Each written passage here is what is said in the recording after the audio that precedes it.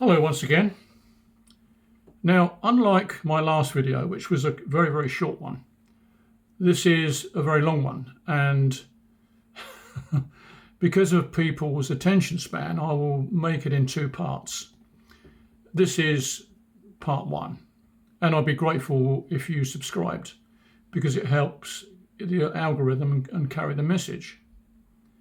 Now, I left school many years ago, and I went straight into the catering trade as a trainee chef. Why? I don't know, because I mostly hated it, especially the split duties. I was working in London on nights in the canteen at Joe Lyons Ice Cream Factory when there was a major breakdown of the freezer plant. Within an hour, 5 engineers turned up and fixed the problem. But then they wanted feeding, and they come to the canteen. And I had quite a long conversation with one of them and expressed my interest in their job. And with that, he gave me a copy of the Evening News, as it was then. And it was an advertisement for trainee telephone engineers. And I applied. And I really didn't look back. And eventually, I worked in London for quite some time, and then I transferred back down to Ashford. And I spent 10 years as a telephone engineer. And regardless of any rank on post office, as it was then, we all had to sign the Official Secrets Act. And that was presumably because of overheard conversations we might hear. And the reality is that mostly private lines were used, and all of them were scrambled in those days, and obviously used for sensitive conversations. Having said that,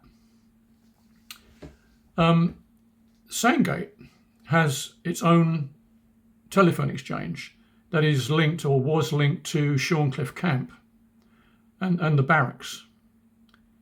And at the time it was fully operational, and it had many, many private lines directly into government establishments in Whitehall. And we as engineers carried what we called an L key, which gained us access to all telephone exchange all over the country, except secret ones like Sandgate. And Sandgate obviously still had domestic customers and still needed maintaining.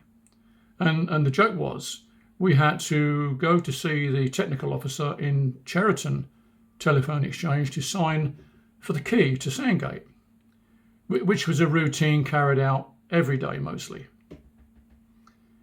And incidentally, all telephone exchange rely on battery power if there's ever a power cut. However, Sandgate didn't. It had a massive, massive diesel generator that kicked in under such circumstances. And that generator was tested weekly. And if you were unaware of it happening, it was damn scary, I can assure you, so loud. Coincidentally, many years later, I left telecom and I built an extension to a country house belonging to a major general who worked at Shorncliffe Camp with offices in London at the Ministry of Defence. And I would imagine the calls I made to him were probably through Sandgate Exchange via a switchboard in Whitehall. And Shorncliffe Camp as a military base doesn't exist anymore, but the cemetery still remains there and is a witness to those officers and men who died in battle. And you can imagine it's a very, very large, sprawling cemetery overlooking the English Channel and receives many, many visitors. And I'll recommend it to anybody to go and look at it. Cemeteries are always interesting. Now, during my training on telecom, excuse me, I attended many courses over the years, mostly at Bletchley Park, famous for its secretive history. And I'm sure we have all seen the film of Alan Turing and how he built the Enigma machine. And what history fails to mention, well, it does, but not many people know about it, is that a telephone engineer called Tommy Flowers, who was a post office engineer with the post office as it was then, and he alone designed and built Colossus. It was the world's first programmable computer, but he rarely gets mentioned. And next time, when I come back from this latest monologue, I'll tell you how I know all this and more, as it was a chance meeting in an old people's home with my old boss, the telephone manager at Ashford Exchange.